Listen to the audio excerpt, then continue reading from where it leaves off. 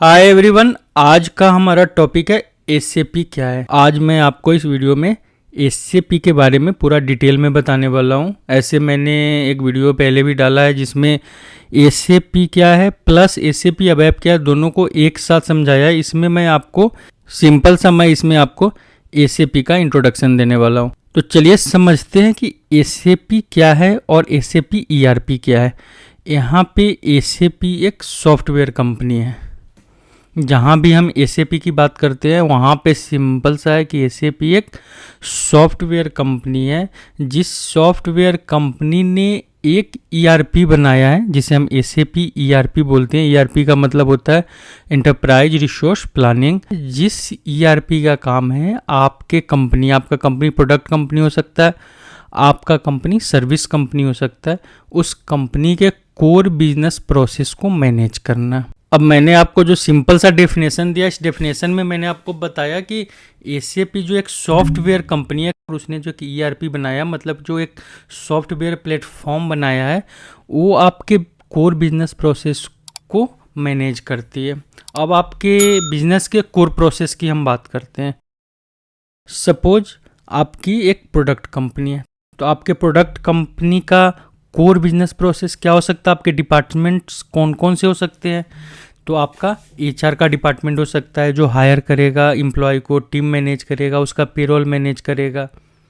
Production planning हो सकता है कि आपको कौन सा प्रोडक्ट बनाना है, कितना बनाना है, कब बनाना है। परचेजिंग का हो सकता है कि आपको कहाँ से मटेरियल परचेज करना है। इन्वेंट्री का हो सकता है कि सपोज आपने जो मटेरियल परचेज किया है उसको कहाँ मैनेज करना है, इन्वेंट्री कैसे मैनेज करना है, स्टॉक कैसे मैनेज करना है। आपको time to time stock review करना है कि स्टॉक आपका कम तो नहीं हो रहा। फिर उसके बाद अगर आपने कोई प्रोडक्ट डेवलप किया तो फिर सेल्स एंड ऑर्डर मैनेजमेंट का काम होगा कि आप उस अपने प्रोडक्ट को बाहर में सेल करोगे, फिर बाहर से आप ऑर्डर लाओगे।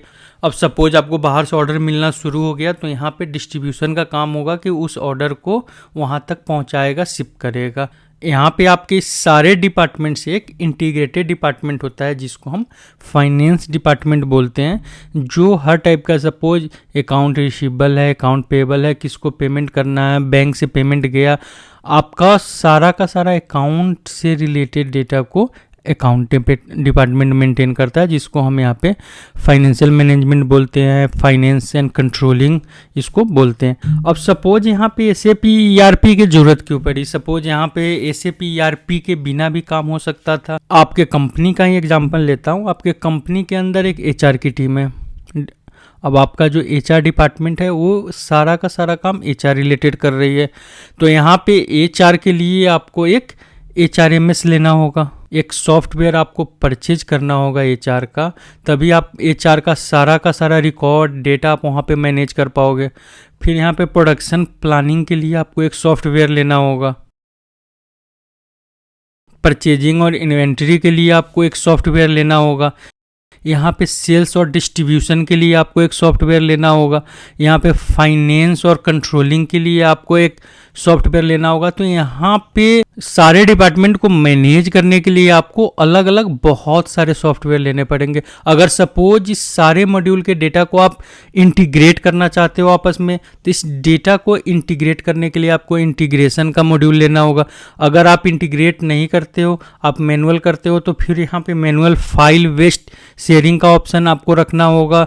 इतना सब कुछ करने के बाद भी आपका डेटा जो है रियल टाइम में एक दूसरे से बात नहीं करेगी, क्योंकि अब एचआर के पास जो डेटा पड़ा है, जब एचआर डिपार्टमेंट जब खाली होगा तब आपसे वो डेटा शेयर करेगा। प्रोडक्शन के पास जो पड़ा है, जब उसके पास टाइम होगा आपसे शेयर करेगा। जब परचेजिंग के पास होगा वो अपने हिसाब से शेयर करेगा। हर डिपार्टमेंट अपने हिसाब से आपके साथ कम्युनिकेट करेगा। तो ये आपका रियल टाइम डेटा का शेयरिंग नहीं होगा। इस केस में कभी भी आपके डेटा का रियल टाइम शेयरिंग नहीं हो सकता, एक प्रॉपर इंटीग्रेशन नहीं हो सकता, एक प्रॉपर एग्जैक्ट रिपोर्ट नहीं बन सकता। तो यहाँ पे इस सारे मॉड्यूल को ही कंबाइन करने के लिए कि सारा जो मॉड्यूल है एक रियल टाइम सिस्टम में आ जाए, कि यहाँ पे आपको आपस में फाइल शेयर ना करना पड़े, कोई आपस में ही इंटीग्रेशन ना करना पड़े, एक ही डेटाबेस से इंटीग्रेटेड हो। इसलिए यहाँ पे एक कॉन्सेप्ट आया ईआरपी का, कि सारे के सारे मॉड्यूल को ईआरपी ने एक साथ एक ही प्लेटफॉर्म पे यहाँ पे इंटीग्रेट कर दिया। अब सबसे बड़ा बेनिफिट आपको क्या हुआ कि आपको अब यहाँ पे अलग अलग सॉफ्टवेयर नहीं लेना है, आपको बस एक ERP लगाना है। एक ERP के अंदर ही आपके पास सारे के सारे डिपार्टमेंट का सॉफ्टवेयर आपको मिल जाएगा। फर्स्ट बेनिफिट है आपका। अब ERP के साथ आपको क्या क्या बेनिफिट होगा, रियल टाइम डेटा का शेयरिंग हो गया, यहाँ पे आपको अपडेटेड रिपोर्ट मिल गया, यहाँ पे आप जो डेटा शेयर करते, एक जगह से दूसरे जगह डेटा को कॉपी करते, फिर वहाँ से दूसरे जगह डेटा को कॉपी करते, हर जगह डुप्लीकेट डेटा आपका सेव होता। डेटा जो डुप्लीकेट कॉपी होता वो कम हो गया क्योंकि आपने यहाँ पे सेंट्रलाइज डेटाबेस का यूज कर लिया। यहाँ पे आपका प्रोसेस जो है ऑटोमेटेड हो गया। और इसके साथ साथ SAP ने आपको बहुत सारा टूल दे दिया, जिस टूल्स के सपोर्ट से आप इंटीग्रेट कर सकते हैं, रिपोर्टिंग कर सकते हैं। तो आपके पास यहाँ पे बहुत टाइप का बेनिफिट मिल गया। तो इसीलिए मैक्सिमम कंपनी जो है आज के डेट में ERP का यूज करती है। अब सपोज ERP के साथ में आप क्या करते हो, इंटीग्रेशन करते हो। इंटीग्रेशन आपका क्या हो सकता है, SAP टू SAP का इंटीग्रेशन हो सकता है, या SAP to third party software का इंटीग्रेशन हो सकता है।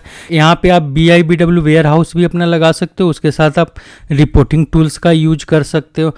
प्लस यहाँ पे SAP ने अपना एक प्रोग्रामिंग लैंग्वेज भी दिया जो था ABAP, जिस प्रोग्रामिंग लैंग्वेज का यूज करके आप इस सिस्टम के अंदर कोई भी एनहेंसमेंट, कोई भी कस्टमाइजेशन, मतलब आप इसके स्टैंडर्ड प्रोग्राम को भी एक्सटेंड कर सकते हो। प्लस आप अपना रिपोर्ट या आप कस्टमाइज करके अपना कोई प्रिंट बनाना है, आपको कोई अपना अपलोड बनाना है, आपको कोई रिपोर्ट बनाना है, तो यहाँ पे आप अपना रिपोर्ट भी बना सकते हो। अब ये सारा जो प्रोसेस है, ये सारा प्रोसेस साथ मिलकर एक SAP ERP बनता है। अब यहाँ पे SAP ERP के अंदर आपको मल्टीपल बेनिफिट मिल गया। सारा का सारा मॉड्यूल आपका रियल टाइम में एक दूसरे से बात करने लगा। प्लस आपको इंटीग्रेशन का बेनिफिट मिल गया, यहाँ पे रिपोर्टिंग का मिल गया। प्लस इसके अंदर आपको कोई भी डेवलपमेंट करने के लिए इसका अपना प्रोग्रामिंग लैंग्वेज आपको मिल गया यहाँ पे।